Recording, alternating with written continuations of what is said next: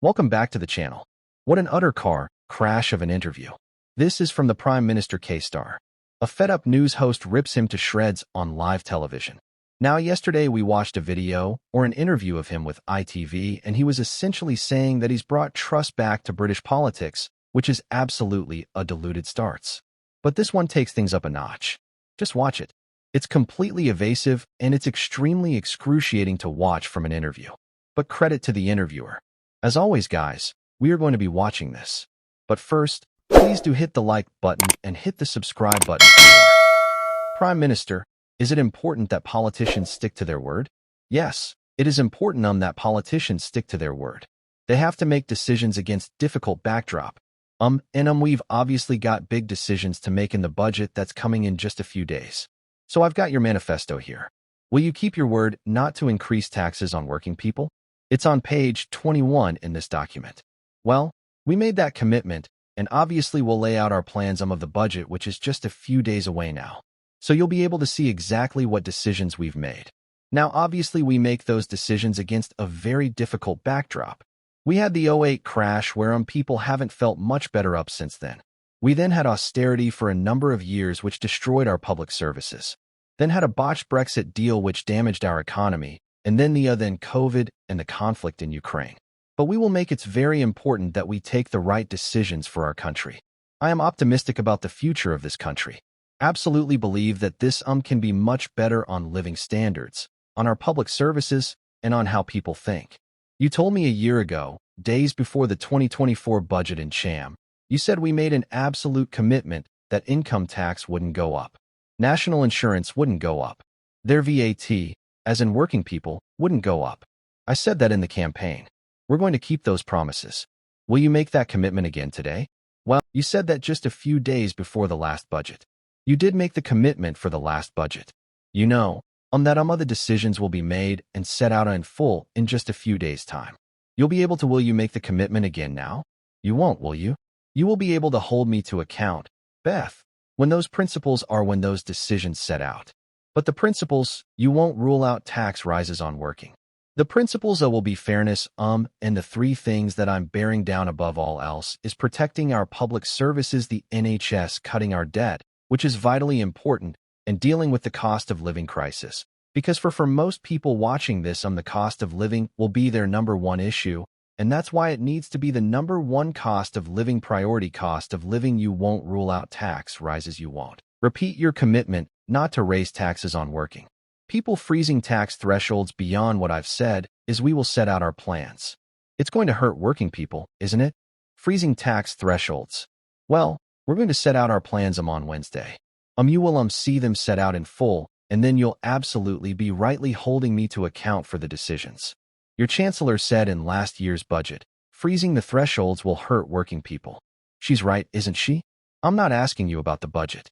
I'm just asking you if it would hurt working people. We are going to set out our decisions. We will have absolutely in mind that the cost of living is the number one issue for people. I just want to put this here, and then during the election, you promised not to raise taxes on working people. You put it in your manifesto before the budget last year in Chan. I asked you this. You recommitted to that. I just want to say on record now, you are not recommitting to that today, are you? Well, it's only a matter of days now to the budget. We will set out our plans in that budget. I set out what the principles are, and I can tell you, politics for me is about who do you have in your mind's eye people in your mind. I have in my mind's eye people who are struggling with cost living, who can't necessarily make ends meet, and that's political. It's also personal. When I was growing up, we couldn't always make ends meet. We couldn't always pay our bills. I know what it feels like to be in your kitchen around the table wondering which bills you're not going to be able to pay this month. And so having who you have in your mind's eye is really important. That's what I've got in my mind's eye as we're going to this budget. Okay, PM, you promised to end the chaos when you were elected, but since the summer, we've had winter fuel U-turn, welfare U-turn, Raina's resignation, Mandelson's sacking, Andy Burnham's leadership drama, the West Street and number 10 showdown, pitch rolling and income tax rises only to U-turn. You haven't ended chaos. You are the chaos. Look, every minute that we're not talking about cost of living is a wasted minute. But this is chaos.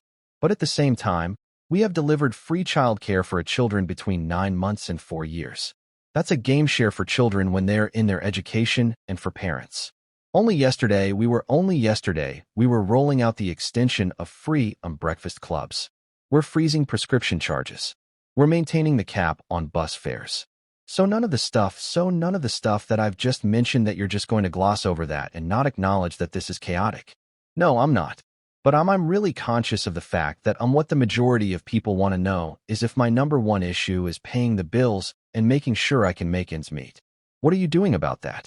And that's why it's important for me to say these are the measures we're taking. Let me put it another way. Are you disappointed about what's been going on in your Downing Street since September? I think that every minute that we're not bearing down on cost living is a wasted minute, as this user has said here. Utterly appalling interview by Keir Starmer. He's evasive, voracious, emotionless, and a compulsive liar. It genuinely is a car crash of an interview. Now, it's quite frankly a disgrace. Now, you know all of those things. If you want to know the truth from Keir Starmer, if he's asked a question and he doesn't answer it, then you know that that's going to happen essentially. So if taxes weren't going up, he wouldn't be going, well, let's wait till the autumn budget. He wouldn't want to sort of play around with the economy and the pound sort of rating and F around with businesses and whatnot. He would just say, no, taxes aren't going up, and whatnot. But whenever there is going to be something happening, he always has to sort of ditter around and say, evade the questions that are coming his way. But credit to the news host. She's a part of the mainstream media. Sky and she's giving him a tough time, and this just shows the sort of consciousness of all of the sort of journalists at this moment in time, and they're dealing with karma. He's so hard to get anything out of.